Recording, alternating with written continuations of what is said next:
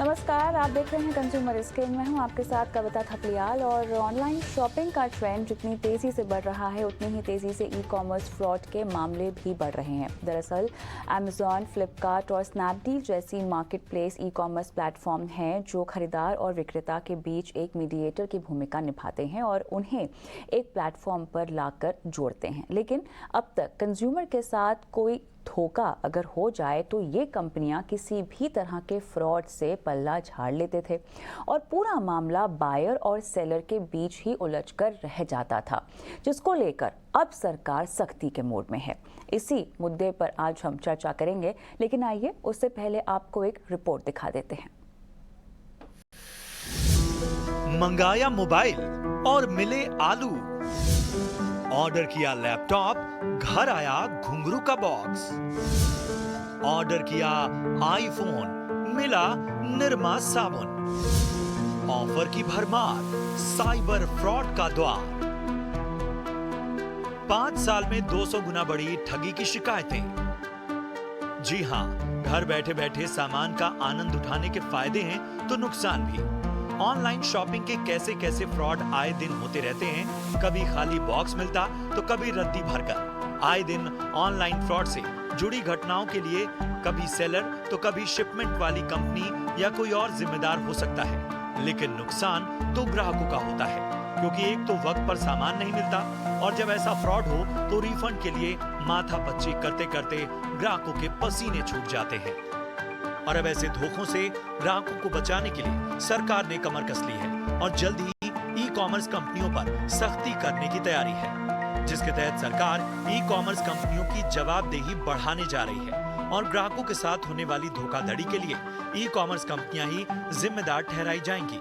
इसके लिए ministry of electronics and information tech यानी मेटी ने ई कॉमर्स कंपनियों को सवाल भेजे हैं और कंपनियों के सवालों के जवाब आने के बाद नियम तैयार किए जाएंगे। ऐसे में देखना होगा कि आने वाले दिनों में ऑनलाइन शॉपिंग में ग्राहकों को किस कदर से फायदा पहुंचता है। तो देखा आपने ऑनलाइन शॉपिंग के दौरान किस तरह के फ्रॉड होते हैं और इसी पर लगाम लगाने के लिए अब सरकार भी सख्त हो गई है। अब ऐसे में सवाल यहाँ पर ये उठता है कि आखिर क्या होनी चाहिए ऑनलाइन कंपनियों की जिम्मेदारी? सरकार की सख्ती का कितना असर होगा? बार बार जुर्माने के बाद भी क्यों नहीं सुधर रही हैं ऑनलाइन कंपनियाँ?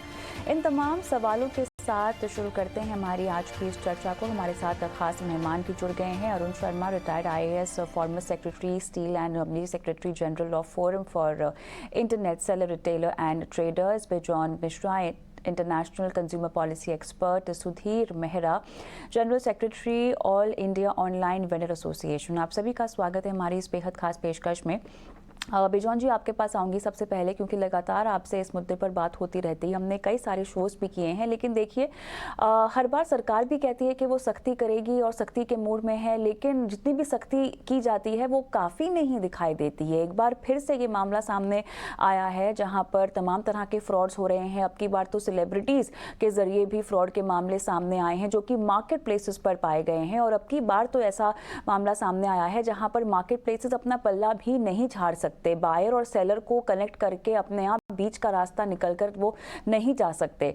किस तरह की सख्ती की बात हो रही है? अब तक जितनी सख्ती की गई है वो क्यों काफी नहीं है? बेजॉन जी। Kavita ji, thank you very much. फिर से हम लोग जुड़े हैं और फिर से इसी चर्चा को कर रहे हैं। नहीं मालूम कितने दिन तक करते रहेंगे चर्चा। अब हम लोगों को एक्शन पे आना चाहिए। इसी एक्शन हम समझते हैं तभी होगा जब सब लोग मिलकर एकत्रित होकर एक ऐसा मानक बनाएगा जो सब लोग एग्री करेंगे। इसी सबसे बड़ी बात जो चुनौती हो जाती है कि कई चर्चे में कई स्टेक होल्डर्स नहीं होते हैं। हर एक स्टेक होल्डर्स को लाना अनिवार्य है और किस ढंग से लाएंगे वो केवल सरकार ही कर सकता है। तो हम उम्मीद करते हैं कि अब जो भी प्रक्रिया अपनाएंगे सरकार, उस प्रक्रिया में एक टाइमलाइन होनी चाहिए इम्प्लीमेंटेशन का, कि जब तक आप टाइमलाइन नहीं देंगे तब तक कोई भी व्यक्ति उत्तरदायित्व नहीं आएंगे उनके ऊपर। तो हम उम्मीद करते हैं कि सख्ती के साथ आना एक सही बात नहीं होगा। सही बातें होंगे सबके साथ मिलकर एक यूनानिमस डिसीजन लेकर आना और तय करना कि कितने दिन में हम लोग इसको तय कर लेंगे ताकि उपभोक्ताओं को तकलीफ ना हो। आज जिन उपभोक्ताओं को तकलीफ हो रहा है वो पिलर टू पोस्ट दौड़ रहा है अपना रिफंड के लिए, अपना एक्सचेंज के लिए, क्योंकि उनको डिफेक्टिव प्रोडक्ट मिल गया या जो ऑर्डर किया वो नहीं मिला। और जैसे आपने बताते हैं कि एग्रीगेटर पल्ला झाड़ देते हैं, ये नहीं होना चाहिए, क्योंकि अब जो भी व्यक्ति पैसे लेते हैं उनको उत्तरदायित्व होना होगा, लेकिन कोर्ट कचहरी की दरवाजा ना ठकराना पड़े। हम ये चाहेंगे कहने के लिए कि इतना सरल बनना चाहिए ये मतलब नीति कि हर व्यक्ति को ये महसूस हो कि हम यदि उपभोक्ता हैं, हमारा एक रेस्पेक्ट है। हमको लोग ऐसा नहीं ट्रीट कर सकते हैं जिसमें हमको वो अधिकार नहीं मिल रहा है जो कानूनी रूप से हमारा अधिकार है। हर चीज के लिए हमको कोर्ट ना जाना पड़े या कोई स्टेट कमीशन ना जाना पड़े या डिस्ट्रिक्ट कमीशन नहीं जाना पड़े, ये उपाय हम लोग को ढूंढना होगा। ये रूल्स एंड रेगुलेशंस अब हम समझते हैं क्योंकि सेंट्रल कंज्यूमर प्रोटेक्शन अथॉरिटी अब आ गया है एग्जिस्टेंस में, उनको एक सही रूप लेना पड़ेगा। उनको एक ऐसा रूप लेना पड़ेगा कि कोई भी व्यक्ति यदि उपभोक्ताओं को उनके साथ अत्याचार कर रहा है, डिसरिस्पेक्ट कर रहा है, उनका अधिकार का मान्यता नहीं दे रहे हैं, तो सीसीपीए को जाना चाहिए इन कंपनियों के विरोध में, या उनको एक ऑर्डर देना चाहिए कि उनका लाइसेंस रद्द कर दिया जाए। उनके अंदर में एक डर होनी चाहिए, क्योंकि जो डर आज के दिन में नहीं है, क्योंकि हर आदमी को मालूम है, जो भी आप बिल्कुल सही कह रहे हैं कि इतनी सख्ती यहाँ पर की जा रही है, लेकिन वो सख्ती का कोई नतीजा होता हुआ नहीं दिखाई दे रहा। इसीलिए भी दिखाई नहीं दे रहा क्योंकि जो सख्ती की जा रही है वो सरल ही नहीं है। और दूसरी सबसे बड़ी बात यह है कि उपभोक्ताओं में जागरूकता ही नहीं है इस बात की कि किसी भी तरह की सख्ती हो रही है। उनको अपने हक के जो नियम कानून है वो पता ही नहीं है। तो सुधीर जी, अब मेरा सवाल यहाँ पर यह है कि अब जो सरकार की मंशा है वो ऑलरेडी जो रूल्स लेड डाउन है उससे कितनी अलग है और कितनी ऊपर है, जरा हमको ये बताएं। नमस्कार जी। जी सर, ये मैडम ऐसा है कि ये जो पूरा सिस्टम है ना, बायर सेलर का, from the seller the goods go to buyer across India, इसमें काफी सारे लूप होल्स हैं। जब एक लोकल कोरियर सपोज कीजिए अहमदाबाद से माल उठाता है और वो अमृतसर माल मतलब पहुंचाता है, तो those goods change at least 5 to 6 hands because there is a local courier, there is a hub. Hub से वो समझो अमृतसर के हब पे गया, वहां से फिर लोकल कोरियर, फिर वहां से अगर और आगे जाना है कहीं इंटीरियर में एक और लोकल कोरियर, तो फिर वो एक गुड जो है वो कम से कम 4-5 हाथ बदलता है। What the government needs to do is, जो कंपनियां ऑनलाइन बेच रही हैं उनके जो मतलब ये अपने ऑनलाइन सेलर्स हैं, इनको सेटअप करना पड़ेगा एक सेल्फ अंडरस्टैंडिंग मैकेनिज्म, जहाँ पे कि जिन सेलर्स के अगेंस्ट मैक्सिमम कंप्लेंट आ रही है उसके ऊपर एक वॉच रखा जाए कि इनकी अगर महीने में 20 कंप्लेंट 25 कंप्लेंट आ रही है कि गुड्स ठीक नहीं जा रहे, उन पे वॉच रखें। उसके बाद में जो कोरियर कंपनीज हैं, they have to be absolutely registered and उनके पास भी पूरी ट्रैकिंग होनी चाहिए कि कौन सा आदमी ने कहाँ से पार्सल उठाया और कहाँ पे दिया, which is not very difficult because सारा कुछ बारकोड रिलेटेड है। अगर एक बार वो भी आ गया तो मालूम पड़ जाएगा कि कौन कौन आदमी ने इस पार्सल को टच किया। तो उससे क्या होगा कि the idea is to try and use the software, use the technology and try and control the damage of the boxes जितना हम लोग उसको कर सकते हैं। ठीक है, अब जहां तक कि ये पूरे सिस्टम का सवाल है, ये इतना ईजी नहीं है जो हम सोच रहे हैं। इसके अंदर बहुत सारी मेहनत करनी पड़ेगी, बट डेफिनेटली ये जो गवर्नमेंट ने स्टेप लिया ये बहुत बढ़िया स्टेप है। ये हमको बहुत पहले से करना चाहिए था, क्योंकि जब आदमी माल लेता है तो he needs a particular quality, he needs a particular type, and if the product is not same he feels cheated, he feels कि उसके साथ फ्रॉड हो गया। फिर आप जब माल वापस करने जाते हो, it's a long drawn process. आपको पहले टिकट ओपन करनी पड़ती है, उसके बाद वो जवाब नहीं देते हैं, उसके बाद शाम को टिकट क्लोज हो जाती है, फिर आप फिर से उसको करिए, इनके पास कॉल नंबर डायरेक्ट नहीं होते, अगर आप कॉल करते हो तो वेटिंग पे जाता है ये। तो काफी सारे इनके लूप होल्स हैं इसके अंदर। We also keep talking to these people to try and improve. आज से अगर आप 5 साल पहले देखेंगे तो आज काफी improvement, but still it is not up to the mark. Basically हुआ ये है कि इन्होंने स्ट्रेट अमेरिकन सिस्टम को कॉपी पेस्ट करके इंडिया में लाए थे। उसके बाद इंडिया के सिस्टम, इंडिया का यूसेज ऑफ ऑनलाइन वेबसाइट काफी अलग है, लोगों की सोच अलग है, लोगों की तरीके अलग हैं। यहाँ पे बहुत बड़ी प्रॉब्लम होती थी कि भाई 30 डे रिटर्न, उसमें ये होता था कि लोग माल मंगा लेते थे। नहीं, आपका कहना सुधीर जी बिल्कुल सही है कि 5 साल पहले जो हालत थी उसमें थोड़ा सा सुधार आया है, लेकिन आप ये भी तो देखिए ना कि एक डिजिटल इकोनॉमी बनने की ओर आपने कदम रखा ही हुआ है, और यही सब चीजें हैं जो असर करेंगी, और इसी तरह के लूप होल्स हैं जो आप पर भारी भी पड़ सकते हैं। आपने सबसे बड़े सेलर्स की बात की, यहाँ पर अमेजोन, फ्लिपकार्ट के अगेंस्ट तो सबसे ज्यादा शिकायतें हैं, और ऐसा नहीं है कि सरकार ने इनके कान नहीं खींचे हैं, बिल्कुल कान खींचे हैं, लगातार इन पर ट्रैक भी दिया जा रहा है, लेकिन सीरियसनेस नहीं है। डॉक्टर अरुणा, जिन लूप होल्स के बारे में सुधीर जी ने हाईलाइट किया है उसी में बताएं कि और स्थिति कितनी गंभीर हो गई है, और अगर मैं फ्रॉड्स की बात करूं, स्कैम्स की बात करूं, तो ये और कितने बढ़ गए हैं, अगर इस पर आप कुछ बात कर सके। यहाँ मैं एक बात कहना चाहूंगी कि मेरे जो साथी वक्ता हैं उनसे मैं थोड़ा सा एक ऐड ऑन करना चाह रही हूँ कि जहाँ ये जरूरी है कि जो बायर है उसको जो क्वालिटी के लिए उसने पे किया है उसको वो मिले, परंतु इसके लिए क्या ई कॉमर्स एंटिटी लायबल है? वो तो एक प्लेटफॉर्म है सिर्फ। अगर मैं मैसेंजर को जिम्मेदार रखूं जो पार्सल लेके आ रहा है, तो मैसेंजर पे मैं जिम्मेदारी नहीं डाल सकती हूँ। अगर कोई दुकान है और मुझे किसी तेल की शिकायत है, तो दुकानदार को मैं कंप्लेंट कर सकती हूँ कि एक्स ब्रांड का तेल खराब निकला, और वो जो ब्रांड वाला है वो फिर उस ग्रीवेंस को लेगा। तो यहाँ मेरा ये जो अभी करने जा रहे हैं ना, तो हम मैसेंजर को टारगेट कर रहे हैं, और ये पूर्णतः गलत है। यहाँ ये बात मैं पूर्णतः मानती हूँ कि बायर के राइट्स प्रोटेक्ट होने चाहिए, और इसीलिए मैं इस बात से भी सुधीर जी जो कह रहे हैं उस बात से सहमत हूँ कि जब ऑन बोर्ड प्लेटफॉर्म कराते हैं लोग किसी भी एंटिटी को जो सप्लायर है, तब उस पर ड्यू डिलिजेंस होना चाहिए। उनके फॉर्मेट्स भी अब बहुत सुधर गए, जैसे आप कह रहे हो कंटेंट के बारे में उनको डिक्लेरेशन देना पड़ता है हम क्या कंटेंट कर रहे हैं, और एक स्ट्रॉन्ग ग्रीवेंस रिड्रेसल होना चाहिए जिससे ये सामान वापस होता है या उनको पैसा रिफंड हो जाता है। तो ये मैकेनिज्म्स तो आ गए। और जो आपने पूछा कि कितने फ्रॉड बढ़ गए, तो फ्रॉड का परसेंटेज अभी भी मुझे आपको बीच में रोकना होगा। दरअसल इंडिया डिजिटल फेस्टिवल दिल्ली में हमारा आयोजन जो है वो चल रहा है, जहां पर दिग्गज फिलहाल बात कर रहे हैं, सीधा वहीं का रुख कर लेते हैं। Right, so for us the last 10 odd years have been spent in building one of the world's leadest fantasy sports platform, right? So we are saying that, okay, how does Dream Sports now contribute as you go from now, you know, this innovation that's happening in online gaming and the sports tech sector? How does Dream Sports contribute to that? And that's all these, the So Strongs of the world, there are everything else that revolves around it, right? Everything powered by deep technology, right? So we've developed a lot of expertise over the last few years in building like large-scale distributed scalable systems.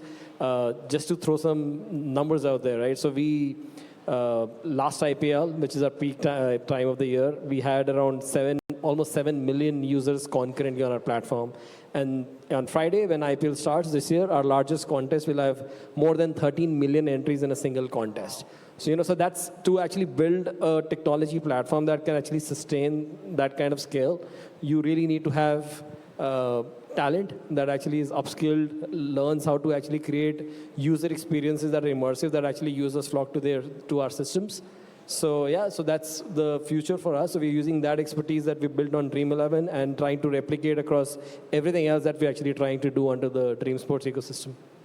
So that commercial gaming in India, how difficult is it to stretch and penetrate beyond the cricket crazy nation that we are? See, interesting question. I think the analogy that I can give you is media. When OTT platforms came up in India, everyone said Indian consumer doesn't pay for content, right? Television is, we are hardly paying anything, $1, and we get 800 channels. And we proved that wrong over time. Yeah. So started with Disney, Hotstar, Amazon, Netflix, at those price points have proven it wrong. I think the same is true for gaming. The commercialization of gaming, and you saw some of the figures that people before this have talked about. Yeah. The primary source of revenue in gaming is coming through in-app purchases, and that's the business model shift in gaming that has happened. From buying, $60 on the console, you play for free, and then you keep buying through the course of the game in microtransactions. That is what has changed. So the Indian gamer, much to the belief that we don't pay, the Indian gamer pays. They just have to see the value in it. And that's what is going beyond that. And that is just casual gaming. I mean, if you see what Dream11 has put together, that has taken gaming as an industry to the next level, to the next stratosphere. And it's happening because the consumer is paying. It's not that the consumer is not paying. Right. But, you prompted me to my next question, because while the cost of gaming, to my mind, is increasing, for the user, it's only becoming cheaper by the day, as is data. We had a session with Bharti Enterprises earlier in the day. We're one of the cheapest countries in the world as to the per-minute cost of data or, telecom that we're paying. How does a company like Nazara or Nodwin become profitable in that scenario then? Or is it just about increasing the volumes right now and deeper penetration? How do you create a moat around your business? Well, it's a very interesting question. It's a very deep question. Like, I could take, this entire session answering that. No, don't. But I think, in short, the answer really is that as you see value coming out of the ecosystem, right? Now, for example, Nodwin. We don't make money because of from the end consumer. We are a B2B company. We make money much like IPL makes money, brand sponsorships and media rights. However, the money that we are making is coming on the back of distribution disruption. It happened in sports. It's happening in esports. The mainstream media, like you alluded at the start of your session, is now putting esports out there for its fans. So which was in the digital realm is coming now in mainstream media. That's how we are making money.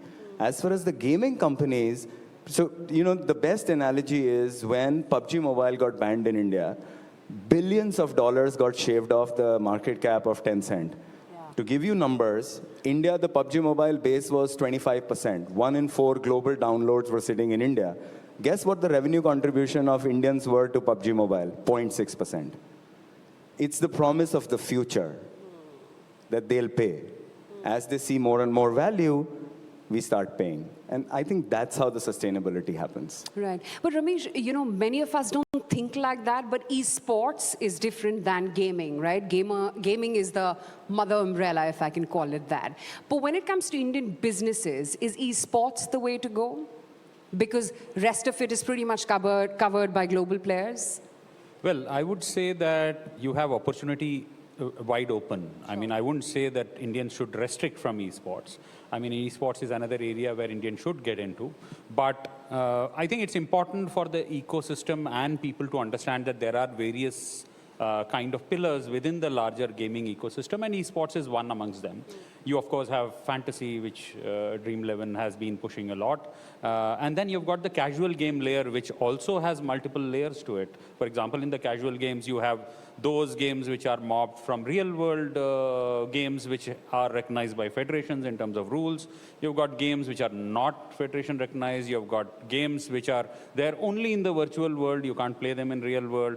And then, of course, you've got games like Rummy, Poker, and so on. So it's a pretty huge and large variety of games that exist within these broad categories. And I would say that India should be actually looking at the entire spectrum and not restrict to one. And each of them have grown in their own phenomenal manner. You've got so many companies and startups which have come in the casual gaming space. You've got plenty of them coming in the fantasy space and so on. And if you, to your point, we are currently consuming those e-sport games which have been built by overseas players. But it's a matter of time we will have Indian companies coming with large sports which are accepted globally. So, in fact, if you look at the AVGC and the initiatives which the government is pushing, it has to trigger, I mean, I keep telling this, in the startup ecosystem, we are a producing economy and a consuming one. And therefore, you have a large consumer base available here to validate and actually absorb this if they are built with better quality and so on, which we are capable of. चलिए एक बार फिर से लौटते हैं consumer is king की इस चर्चा पर, जहां पर हम कर रहे हैं बात ही किस तरह से ई कॉमर्स की जो मार्केट प्लेसेस हैं उन पर अब नकेल कसी जा रही है और कैसे धोखाधड़ी के लिए ई कॉमर्स प्लेटफॉर्म को जिम्मेदार ठहराया जाएगा। तो इसी बात को आगे बढ़ाते हैं और बेजौन जी आपके पास आऊँगी, क्योंकि देखिए अब तक जो है ई कॉमर्स कंपनियाँ पूरा ब्लेम सेलर्स पर, जो विक्रेताएँ हैं उन पर डाल दिया करती थी, लेकिन अब जो नई सख्ती आती हुई दिखाई दे रही है, यहाँ पर ये संभावना जताई जा रही है कि जो मार्केट प्लेस है उस पर भी धोखाधड़ी की जिम्मेदारी होगी। थोड़ा सा ये जो बदलाव है, ये जो ट्विस्ट है, इसको समझाएं, इसके मायने क्या हैं? नहीं, माने देखिए, सिंपल जो समझने की बात है कविता जी, कि हम लोग पे करते हैं, कंज्यूमर्स पे, and when they are paying they are expecting certain quality, which means like for example gaming की जो चर्चा हुई, यदि स्पॉन्सरशिप भी आ रहा है और कोई प्रमोशनल एक्टिविटी भी कर रहे हैं, वो कंज्यूमर के पास ऑन कर रहा है उसको, वो उसके प्राइस टैग में आ जा रहा है। तो consumer is paying for everything. You can not से कंज्यूमर को फ्री दिला रहे हैं हम लोग कुछ भी चीज, बिल्कुल नहीं। तो जब हम पे करते हैं तो पारदर्शिता आनी चाहिए और अकाउंटेबिलिटी भी आनी चाहिए, transparency and accountability in terms of seamless connection. आप ये नहीं बोल सकते हैं कि हम तो एक केवल कोरियर है, नहीं, हम केवल एक एग्रीगेटर है, नहीं, आप बिल्कुल एक लिंक है। और अब जब लिंक है, जिम्मेदारी इक्वली आपको लेना पड़ेगा, आप, क्योंकि आप भी कमा रहे हैं इस बिजनेस से, आप भी कमा रहे हैं जिसके लिए कंज्यूमर पे कर रहा है। आप कैसे बोल सकते हो कि हम नहीं उत्तरदायित्व लेंगे? इसी आज ये रॉकेट साइंस नहीं है। हमारे यंगस्टर्स जो हैं वो इतनी बढ़िया सॉफ्टवेयर बना रहे हैं, इतना बढ़िया टेक्नोलॉजी को यूज कर रहे हैं ताकि कंज्यूमर को एक्सेसिबिलिटी हो इन एन अफोर्डेबल मैनर, और ये टेक्नोलॉजी को हम लोग को अपनाना पड़ेगा। आज हम लोग ये नहीं कह सकते हैं कि खाली टेक्नोलॉजी केवल सेलर के लिए होगा, एग्रीगेटर के लिए होगा, ये नहीं कह सकते हैं। हम लोग को ये कहना होगा कि technology will be the biggest enabler for आम कंज्यूमर जो पेमेंट कर रहे हैं। हम लोग कंज्यूमर के चेहरे पे मुस्कुराहट लाना अनिवार्य है, और यदि उनके चेहरे पे मुस्कुराहट नहीं आ रहा है और वो दौड़ रहे हैं अपना रिफंड के लिए या एक्सचेंज करने के लिए डिफेक्टिव प्रोडक्ट को, ये गलत है, ये बिल्कुल नहीं होनी चाहिए। और यदि हो रहा है, कड़ी से कड़ी सजा मिलनी चाहिए लोगों को, ताकि उनको डर रहे, उनको भय हो जाए कि हम यदि करेंगे हमारा बिजनेस बंद हो जाएगा, हम बिजनेस नहीं चला सकेंगे। और जो लोग अच्छा काम कर रहे हैं, जो लोग सही गुणवत्ता के सामान बेच रहे हैं, जो उपभोक्ताओं की बातों को सुन रहे हैं, जो उनके चेहरे पे मुस्कुराहट ला रहा है, उनको रिकॉग्नाइज करना होगा। बिल्कुल। अब इस पूरी कहानी में एक और जो नया फ्रॉड जोड़ दिया गया है वो है सेलिब्रिटी इंडोर्समेंट्स का। उसमें मार्केट प्लेसेस को हम कैसे जिम्मेदार ठहरा सकते हैं? सुधीर जी, जरा ये जो नया मामला है इसको समझा दीजिए। सेलिब्रिटी एंडोर्समेंट तो सालों से चले जा रहा है। आप मतलब जो आपके न्यूज़पेपर एड्स देख लो, आप कोई भी एड देख लो, मार्केट प्लेस होगा। सेलिब्रिटी कम्स बिकॉज उनका नेम, फेम और फिल्म चल रही है उनकी, या वो मतलब क्रिकेटर्स आते हैं, तो उससे इसका ज्यादा कुछ ताल्लुक नहीं है। उनकी कोई रिस्पॉन्सिबिलिटी नहीं है बेसिकली कि क्या है जो माल सेल कर रहा है और जो माल बाय कर रहा है। Basically seller and the courier company are to be held responsible with Amazon या फ्लिपकार्ट, जो ये बड़े पोर्टल्स हैं। सेलिब्रिटी का इसमें कोई रोल नहीं है। वो आएगा, अपनी ब्रांडिंग देगा, बात खत्म। उसको हम नहीं होल्ड कर सकते इसके पीछे कि वो क्या, अगर उसकी फोटो लगी हुई है आप समझो टीवी के साथ में, या कोई इलेक्ट्रॉनिक मोबाइल के साथ में, या कोई इलेक्ट्रॉनिक चीज के साथ में, उसकी कोई इसमें नहीं होती बात कि भाई उसकी कुछ इसमें गलती है। ये तो बहुत सारा क्या बोलते हैं, जो Amazon, फ्लिपकार्ट है और ये पूरा सेटअप जो है बायर सेलर का, उनकी जिम्मेवारी है कि ये पूरे फ्रॉड ना हो और ये पूरा का पूरा सिस्टम स्मूथली चले। ये बिजान साहब ने बिल्कुल सही बोला कि जब आदमी पैसा देता है तो उसको पूरी उसकी कीमत मिलनी चाहिए, और अगर चीज खराब आई है, it should be very easy to get the refund of the money. It should not be that they keep calling, या उसको मोबाइल फोन, मतलब उसको फोन करते रहें और वहां से कोई जवाब ही नहीं आ रहा है, या ईमेल भेजें वहां से कोई आपका जवाब नहीं आ रहा है। तो systems have to be there in place completely. मैंने जितनी स्टडी की हुई है, because I am from the seller side, so we know कि सेलर्स को बहुत डर लगता है गलत काम करने से। अगर वो 2-4 बार गलत काम करता है तो उनके अकाउंट लॉक कर दिए जाते हैं।